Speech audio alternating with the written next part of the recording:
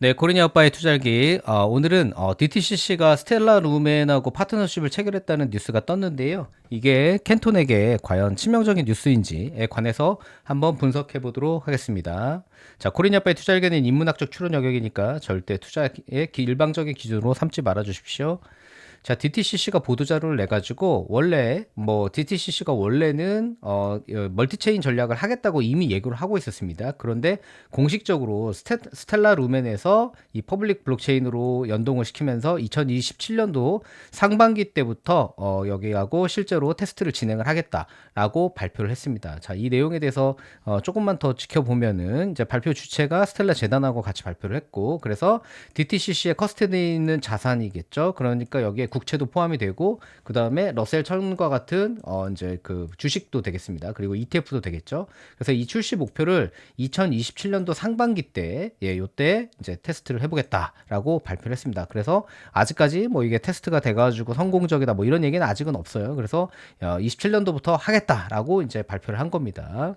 자, 근데 이제 DTCC는 원래부터가 이런 얘기를 하고 있었습니다. 우리가 단일 체인에 종속되지 않겠다라고 해가지고, 물론 이제 공식적으로 이미 테스트가 완료된 거는 캔톤밖에 없습니다. 유일하죠. 그 다음에 체인링크는 이제 좀 목적이 다르죠. 얘는 뭔가 오라클 문제를 해결하기 위해서 다양한 다른 체인이나 다른 어떤 그 프로젝트들하고 연결되는 그 연결성을 제공하는 것이고, 그 다음에 실질적으로 이거를 토큰화 해가지고 거래 시장에 거래할 수 있도록 푸는 거는 이제 스텔라가 뭔가 이제 퍼블릭 이제 알려져 있는, 기존에 알려져 있는 공개 체인에서는 최초가 되겠습니다. 그래서 이미 뭐 예전부터 이런 얘기는 이미 해왔던 것들이고, 그래서 국제 토큰화는 이미 캔톤에서는 2025년도에 이미 성공을 했었죠. 그 다음에 바로 7월 달부터 바로 시작이 되겠고요.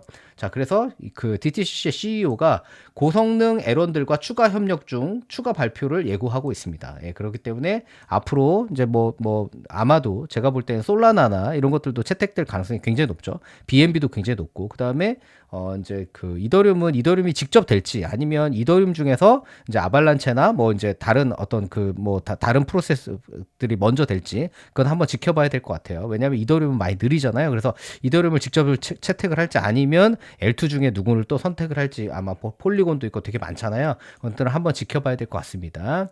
자, 그래서 이제 페팔발바님께서 이제 스텔라도 투자 관점에서 간단한 영상을 말씀을 하셨는데, 네, 그래서 또 말씀을 드려야죠. 자, 그러면 이런 생각을 해볼 필요가 있습니다. 과연 스텔라 루멘이 이 여기서 이제 국채나 뭐 이런 러셀 천이나 이런 것들이 돌아가면 과연 거래량이 폭증을 하면서 스텔라의 파트너십으로 인해서 스텔라 루멘 소각이 폭발이 될까, 이런 생각을 해볼 필요가 있습니다. 왜냐하면 기존의 토큰의 어떤 내러티브가 아니라, 야, 전 진짜로 니네가 이걸 통해서 돈을 벌 수 있니? 이제 시장은 이걸 묻기 시작했다고 저는 생각을 해요. 그렇기 때문에 스텔라 루멘은 기본적으로 트랜잭션당 수수료율이 매우 저렴합니다. 아주 낮아요. 0.00001 스텔라 루멘이 이제 소각되는 구조거든요. 그렇기 때문에 이게 만약에 거래량이 엄청나게 폭발을 한다고 하더라도 과연 이 소각량이 나올까라는 거에 대해서 심각하게 생각할 필요가 있습니다. 그래서 100만 건의 트랜잭션이 발생을 하면 소각량이 스텔라 루멘이 10개 사라집니다. 10개. 네, 그래서 유통량의 0%입니다. 예, 10개예요, 10개. 뭐 10만 개, 100만 개가 아니라 10개입니다. 네, 그래서 의미 있는 소각이 일어나려면 엄청나게 뭐가 되는 게 아니라, 실제로 의미 있는 소각은 얘네가 자체적인 소각, 자기네들이 갖고 있었던 550개를 다 없애버려가지고 유통량 자체를 줄이는 그런 일획선 소각이 있었거든요. 이때만 그 어떤 의미 있는 소각이 일어났었고, 실제로 거래를 통해 가지고 뭔가 이런 그 트래픽량을 통한 소각량이 하기에는 대단히 미흡하다.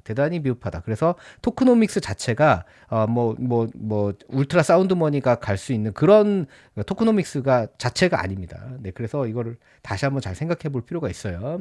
자, 그래서 또 지금 토큰 시장을 보면 2027년도 상반기 때부터 시작을 한다고 했는데 벌써부터 스텔라 루멘이 벌써 올랐죠. 네, 그래서 아직도 시장은 이런 내러티브에 반응을 하고 있습니다. 제가 이런 시장은 결국 내러티브에 반응하는 시장은 조만간 끝날 거라고 제가 계속 말씀을 드렸잖아요. 왜냐하면 여러분들 주식도 보세요. 지금 국내 주식도 삼전하고 하이닉스밖에 안 올라가잖아요. 네, 왜 그렇습니까? 예, 명확한 매출과 순이익률, 즉 데이터, 실적, 실적이 뒷받침해주는 장만 살아남고 그렇지 않은 내러티브들은 지금 계속 힘들어져 가고 있습니다. 그래서 계속 시장은 이런 주식이든 아니면 아니면 토큰이든 실적을 요구를 하고 있어요. 야, 너네가 정말로 쓸모가 있어? 그러면 시장에서는 요구를 하는 거예요. 그럼 실적을 가져와 봐. 정말로 너네가 쓸모가 있는지. 그래서 너네가 정말 돈을 벌 수 있는 토큰이야? 라는 걸 물어보는 거예요. AI도 마찬가지잖아요. 지금 오픈 AI한테도 야, 너네가 진짜 돈을 벌 수 있어? 라고 물어보는 거잖아요. 근데 실제로 돈을 버는 건 오픈 AI가 아니라 뭡니까? 클로드잖아요. 클로드. 그러니까 엔스로픽의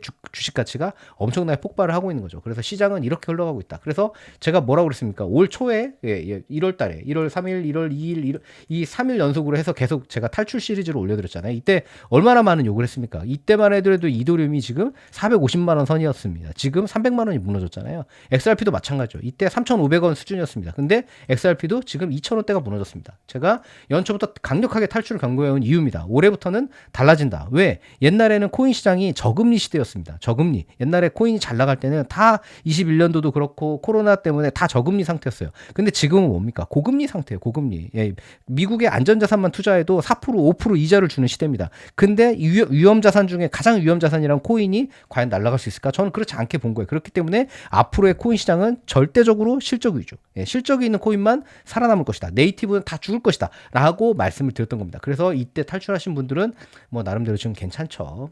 네, 그래서 여러분들 이게 궁금하실 거예요. 그러면 캔톤의 독점적인 지위는 과연 붕괴되는 거냐? 저는 그렇게 보지 않습니다. 왜냐? 서로 다른 레이어라고 생각을 해요. 캔톤과 스텔라는 목표 시장 자체가 저는 다르다고 생각을 하고 있습니다. 왜냐? 기관들은 다음에 세 가지를 요구를 하죠. 근데 퍼블릭 체인은 이걸 따라갈 수가 없습니다. 뭐냐? 첫 번째, 원자성. 예, 뭔가 양측의 결제가 동시에 완결되면서 전체적인 그 결제, 그 거래 결과가 그냥 완전하게 그걸로 끝나버려야 됩니다. 그래서 서로 간의 원장을 다시 맞춰보고 이런 것들이 없어야 돼요. 근데 문제는 뭐냐? 퍼블릭 체인은 스텔라 루멘에서 뭔가 거래가 된다고 했을 때 그러면 그 원장이 스텔라 루멘의 원장이 있잖아요. 그다음에 그 은행 간에 기관 간에 자기네들이 쓰는 따로의 원장이 있습니다. 자, 그 두 개가 동기화가 되나요? 동기화가 안 됩니다. 네, 그러면 각 모든 은행들이 또 스텔라 루멘하고 다 그걸 맞춰야 돼요. 네, 그걸 전부 다 맞춰야 됩니다. 그러면 스텔라 루멘도 있고 나머지 또 다른 것도 있고 그러면 나중에 그 거래에 대한 원자성을 확인할 수가 없습니다. 그래서 다시 뭔가 정산을 해야 된다. 이런 문제가 생기는 거죠. 그 다음에 다 아시다시피 뭐 스텔라 루멘도 마찬가지고 뭐 이더리움도 마찬가지고 대부분의 퍼블릭 체인들은 다 프라이버시가 다 지켜주지가 않죠. 그래서 자신의 어떤 그 포지션이나 이런 것들이 경쟁사한테 다 노출됩니다. 그렇기 때문에 이것들은 기관의 니즈보다는 개인들 그냥 뭐 오픈돼도 상관없는 일반 개인들은 거래량도 많지 않고 뭐 해봐야 뭐 몇만 달러, 몇천 달러 수준의 투자이기 때문에 그들은 프라이버시에 대해서 별로 생각을 안 하죠. 그래서 그런 거래에서는 사용이 될 수 있습니다. 하지만 기관들은 절대적으로 프라이버시가 있는 블록체인을 선호할 수밖에 없는 거죠. 그 다음에 컴플라이언스라는 건 뭐냐면 이 규제나 이런 것들을 지키는 어떤 윤리적인 어떤 시스템 이런 것들이 포함이 돼 있어야 되거든요. 그래서 KYC를 철저하게 지켜야 되고 그 다음에 자금 세탁이나 이런 거가 방지가 돼야 되고 규제 기관이 옵저버로 들어와가지고 볼 수도 있는 이런 컴플라이언스가 제대로 작동을 해야 되는데 다른 어떤 코인들은 스텔라 루멘조차도 별도의 레이어가 필요로 합니다. 그래서 캔톤은 이 모든 것들을 이미 갖추고 있지만 심지어 그 아무리 스텔라 루멘이라 하더라도 네, 이런 조건들을 다 만족시킬 수가 없다. 그렇기 때문에 DTCC의 세 가지 파트너는 경쟁하지 않는다고 저는 생각을 하고 레이어가 서로 다르다. 그래서 캔톤은 철저하게 기관 결제 레이어로 갈 것이고 그래서 뭐 국채나 뭐 이런 레포 거래나 그래서 프라이빗 원장을 서로 조정할 필요가 없는 그런 어떤 거대 기업들이나 은행들이 여기에 들어와서 활동을 하는 것이고 그다음에 체인링크는 어떤 이 데이터 오라클 문제 그래서 다른 어떤 시스템과의 연동 문제를 해결하기 때문에 체인링크는 어디 가서나 다 쓰일 수 있을 거라고 보고 그다음에 스텔라는 뭡니까? 결국에는 뭐다? 리테일입니다. 리테일. 네, 그래서 소매나 어떤 그런 기관, 작은 기관들 그런 데에 어떤 접근성을 확대하기 위해서 이걸 이제 확대했다고 보여지고 뭐 이것만 하겠습니까? 스텔라 루멘 말고도 지금 다른 코인들이 이미 다 검토가 되고 있잖아요. 그래서 다양한 퍼블릭 체인들이 더 들어올 것이다라고 해서 아예 저는 시장 자체가 이렇게 나눠져 있다라고 생각을 하고 있습니다. 그래서 자, 그러면 나중에 스텔라 루멘 말고 다양한 만약에 멀티 체인 세계가 진짜로 구축이 돼서 여기에 이더리움도 들어오고 아발란체 들어오고 BNB도 들어오고 XRP도 들어오고 다 들어왔다라고 생각을 해보십시오. 그러면 어떻게 됩니까? 멀티체인 세계에서 캔톤은 점점 조정 문제가 더 커지는 거죠. 왜? 자, 은행이 만약에 골드만삭스가 있습니다. 그러면 다른 체인들에서 다 거래를 해요. 스텔라 루멘도 하고 XRP도 하고 뭐 그다음에 이더리움도 하고 다 해야 됩니다. 그러면 자기네 가지고 있는 고유한 원장하고 이거를 또 다 맞춰야 되잖아요. 네, 이걸 다 맞춰야 됩니다. 그럼 전산적으로 이거를 다 통합하는데 또 시간과 돈이 들어가죠. 그래서 체인이 늘어나면 늘어날수록 이걸 서로 다 상호 운영성을 맞춰야 되기 때문에 이 조정해야 되는 채널들은 굉장히 늘어나게 됩니다. 그래서 이 복잡성을 과연 누가 해결할 거냐. 예, 그렇기 때문에 멀티 체인을 확산이 되면 저는 캔톤의 어떤 해자가 더 오히려 강화된다고 보는 입장입니다. 자, 그래서 왜냐하면 이 즉시 결제나 청산은 절대로 거래의 속도 문제가 아니라 조정의 문제입니다. 무슨 얘기냐? T+1, T+2가 생기는 이유는 서로 원장이 다르기 때문에 그래요.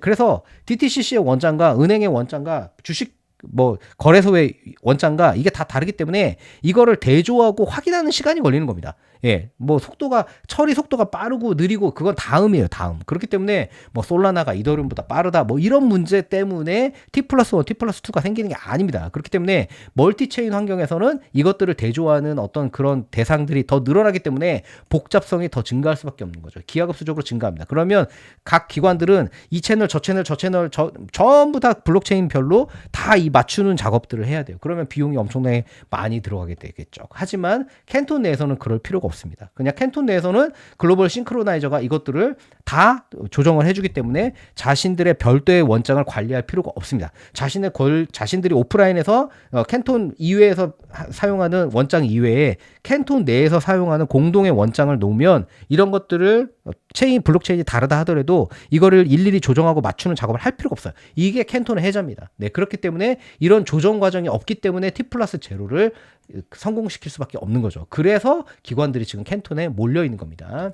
자, 그래서 저는 멀티체인이 확산되면 확산될수록 캔톤 내부의 볼륨을 저는 더 키우게 될 것이다 라고 생각을 합니다. 왜냐? 멀티체인이 세계가 확산이 되면 각종 블록체인하고 은행의 원장, 기관들의 원장을 다 맞춰봐야 되기 때문에 이런 시스템 구축 비용이 더 들어가는 거죠. 하지만 그래서 체인 간의 어떤 조정 비용이 더 증가한다고 보는 겁니다. 예, 그래서 합리적인 기관이라면 그냥 이런 거 할 필요 없이 그냥 캔톤 내부에서 들어가면 조정 비용이 제로입니다. 제로. 네, 그냥 내 원장을 조정할 필요 없이 여기서 일어나는 것들이 원자적으로 다 거래가 되면 자동적으로 그게 회계적으로 다 조정이 되기 때문에 더 이상 내가 인건비를 들이거나 뭘 해가지고 원장을 맞출 필요가 없어요. 네, 그렇기 때문에 저는 당연히 멀티체인 환경이 되면 캔톤 내 볼륨이 증가하고 그 다음에 CC코인이 더 소각량이 증가할 것이다 라고 저는 가정을 하고 있습니다. 그래서 퍼블릭 체인 시장이 시장을 확장하면 확장할수록 기관이 캔톤 안으로 모여드는 어떤 인력이 더 강해질 것이다 라고 보고 있습니다.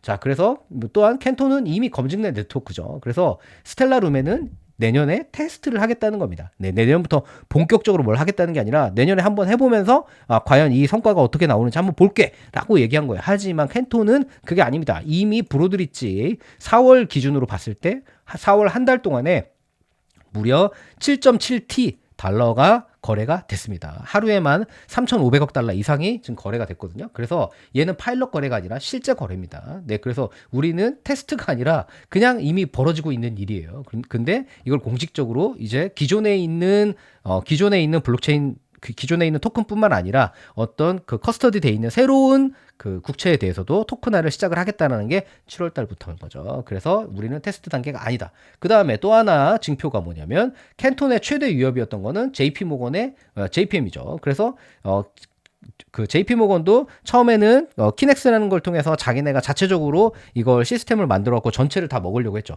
근데 그러다가 결국엔 어떻게 됐습니까? 캔톤 안으로 들어왔습니다. 네, 그래서 JP모건의 JPM도 결국에는 캔톤 안에서 거래를 하고 있죠. 그래서 캔톤을 대체제가 아닌 파트너로 선택을 했습니다.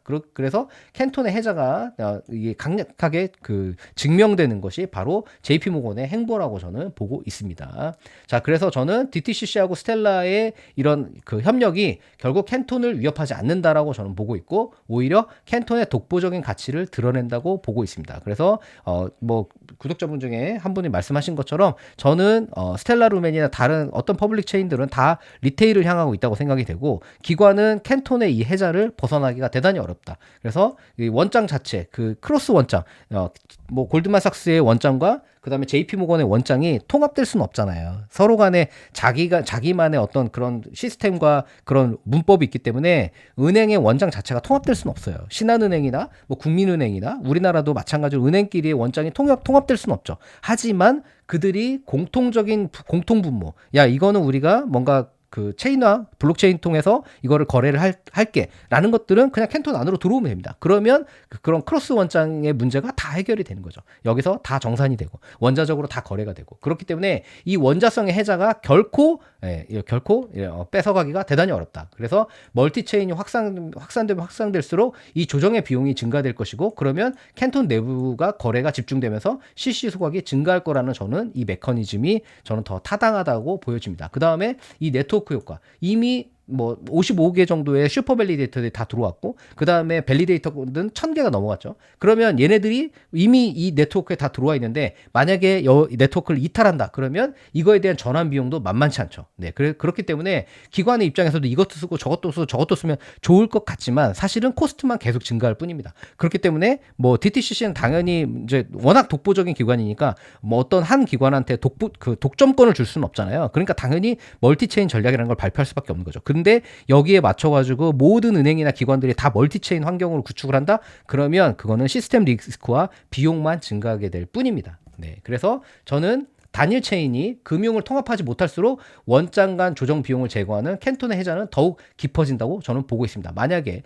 솔라나나 아니면 뭐 스텔라 루멘이나 이더리움이나 이것 자체가 전체 금융을 다 통합하면 당연히 캔톤도 필요가 없겠죠. 왜? 그거를 원장으로 사용하면 되니까. 하지만 그게 아닌 멀티체인을 한다는 건 어느 하나도 이걸 통일시키지 못한다는 겁니다. 그러면 공통의 걸 모아가지고 캔톤 안에 들어갔을 때 이것들을 크로스보더, 그 다음에 원자적 결제 이거를 해결할 수 있는 건 캔톤밖에 없기 때문에 저는 캔톤의 해자가 더욱 깊어질 거라는 가설을 가지고 있습니다. 그래서 여러분들은 이 뉴스를 읽은 다음에 뭐 어떤 분들은 야 이거 캔톤의 독점이 깨진 거 아니야? 라고 생각하실 수도 있고 그 다음에 저처럼 멀티체인이 확산할수록 조정 비용이 수렴하게 되는 어떤 캔톤의 가치가 훨씬 더 커질 거라고 믿을 수도 있겠습니다. 선택은 여러분한테 맡겨져 있는 거죠. 오늘도 경청해주셔서 감사드립니다.